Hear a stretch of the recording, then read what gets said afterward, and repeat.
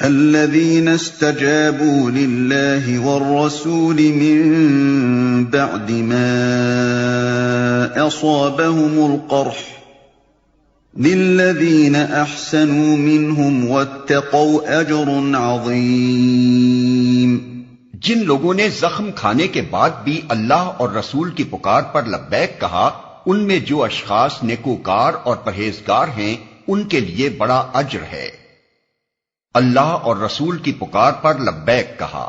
جنگ احد سے پلٹ کر جب مشرکین کئی منزل دور چلے گئے تو انہیں ہوش آیا اور انہوں نے آپس میں کہا، یہ ہم نے کیا حرکت کی کہ محمد صلی اللہ علیہ وسلم کی طاقت کو توڑ دینے کا جو بیش قیمت موقع ملا تھا اسے کھو کر چلے آئے۔ چنانچہ ایک جگہ ٹھہر کر انہوں نے آپس میں مشورہ کیا کہ مدینے پر فوراً ہی دوسرا حملہ کر دیا جائے، لیکن پھر ہمت نہ پڑی اور مکہ واپس چلے گئے۔ ادھر نبی صلی اللہ علیہ وسلم کو بھی یہ اندیشہ تھا کہ یہ لوگ کہیں پھر نہ پلٹ آئیں، اس لیے جنگ احد کے دوسرے ہی دن آپ نے مسلمانوں کو جمع کر کے فرمایا کہ کفار کے تعاقب میں چلنا چاہیے۔ یہ اگرچہ نہایت نازک موقع تھا، مگر پھر بھی جو سچے مومن تھے وہ جان نثار کرنے کے لیے آمادہ ہو گئے اور نبی صلی اللہ علیہ وسلم کے ساتھ حمراء الاسد تک گئے، جو مدینے سے 8 میل کے فاصلے پر واقع ہے۔ اس آیت کا اشارہ انہی فداکاروں کی طرف ہے۔ الذين قال لهم الناس إن الناس قد جمعوا لكم فاخشوهم فزادهم إيمانا وقالوا حسبنا الله ونعم الوكيل۔ اور وہ جن سے لوگوں نے کہا کہ تمہارے خلاف بڑی فوجیں جمع ہوئی ہیں ان سے ڈرو، تو یہ سن کر ان کا ایمان اور بڑھ گیا، اور انہوں نے جواب دیا کہ ہمارے لیے اللہ کافی ہے اور وہی بہترین کارساز ہے۔ اور وہ جن سے لوگوں نے کہا تمہارے خلاف بڑی فوجیں جمع ہوئی ہیں ان سے ڈرو۔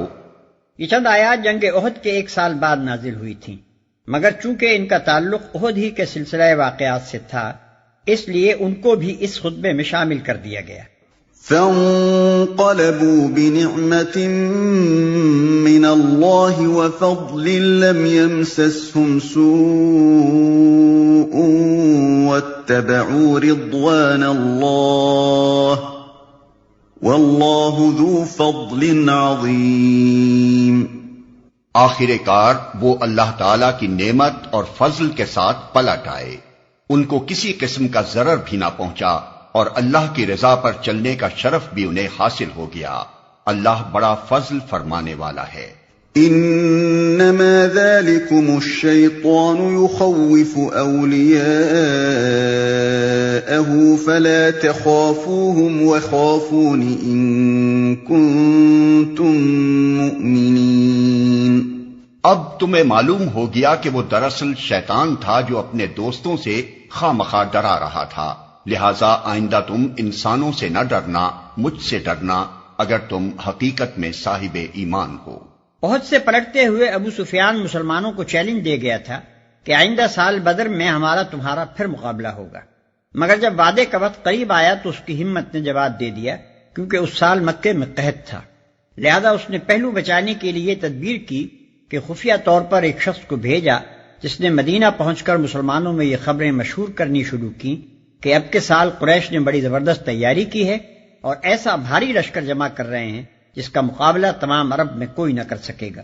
اس سے مقصد یہ تھا کہ مسلمان خوفزدہ ہو کر اپنی جگہ رہ جائیں اور مقابلے پر نہ آنے کی ذمہ داری انہی پر رہے۔ ابو سفیان کی اس چال کا یہ اثر ہوا کہ جب آن حضرت صلی اللہ علیہ وسلم نے بدر کی طرف چلنے کے لیے مسلمانوں سے اپیل کی تو اس کا کوئی ہمت افزا جواب نہ ملا۔ آخر کار اللہ کے رسول نے بھرے مجمع میں اعلان کر دیا کہ اگر کوئی نہ جائے گا تو میں اکیلا جاؤں گا۔ اس پر 1500 فداکار آپ کے ساتھ چلنے کے لیے کھڑے ہو گئے اور آپ انہی کو لے کر بدر تشریف لے گئے۔ ادھر سے ابو سفیان 2000 کی جمعیت لے کر چلا، مگر 2 روز کی مسافت تک جا کر اس نے اپنے ساتھیوں سے کہا کہ اس سال لڑنا مناسب نہیں معلوم ہوتا، آئندہ سال آئیں گے۔ چنانچہ وہ اور اس کے ساتھی واپس ہو گئے۔ حضرت صلی اللہ علیہ وسلم 8 روز تک بدر کے مقام پر اس کے انتظار میں مقیم رہے، اور اس دوران میں آپ کے ساتھیوں نے ایک تجارتی قافلے سے کاروبار کر کے خوب مالی فائدہ اٹھایا۔ پھر جب یہ خبر معلوم ہو گئی کہ کفار واپس چلے گئے تو آپ مدینہ واپس تشریف لے آئے۔ وَلَا يَحْزُنكَ كالذين يسارعون في الكفر إنهم لن يضروا الله شيئا يريد الله ألا يجعل لهم حظا في الآخرة ولهم عذاب عظيم۔ اے پیغمبر، جو لوگ آج کفر کی راہ میں بڑی دوڑ دھوپ کر رہے ہیں ان کی سرگرمیاں تمہیں آزردہ نہ کریں، یہ اللہ کا کچھ بھی نہ بگاڑ سکیں گے۔ اللہ کا ارادہ یہ ہے کہ ان کے لیے آخرت میں کوئی حصہ نہ رکھے اور بالآخر ان کو سخت سزا ملنے والی ہے۔ ان الذين اشتروا الكفر بالإيمان لن يضروا الله شيئا ولهم عذاب أليم۔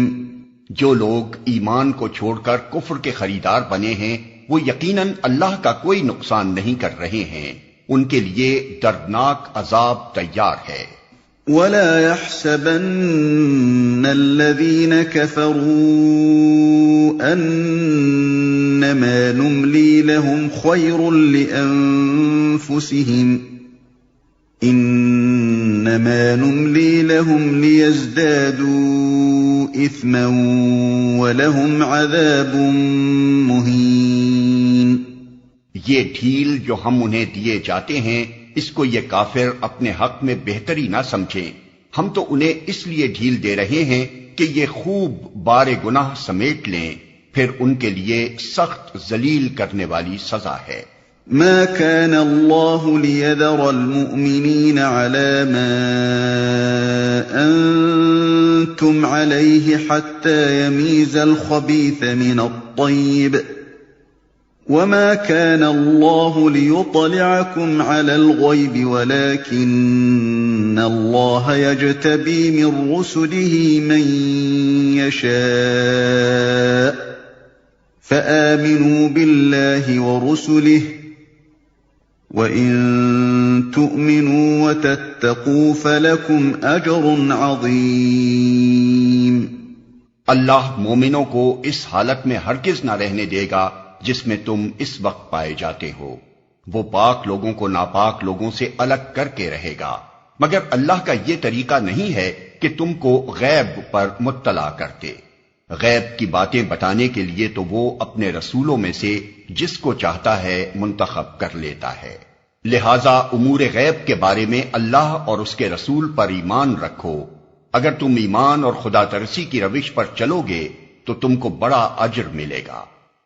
اللہ مومنوں کو اس حالت میں ہرگز نہ رہنے دے گا جس میں تم اس وقت پائے جاتے ہو، یعنی اللہ تعالیٰ مسلمانوں کی جماعت کو اس حال میں دیکھنا پسند نہیں کرتا کہ ان کے درمیان سچے اہل ایمان اور منافق سب خلط ملط رہیں، مگر اللہ کا یہ طریقہ نہیں کہ تم کو غیب پر مطلع کرتے۔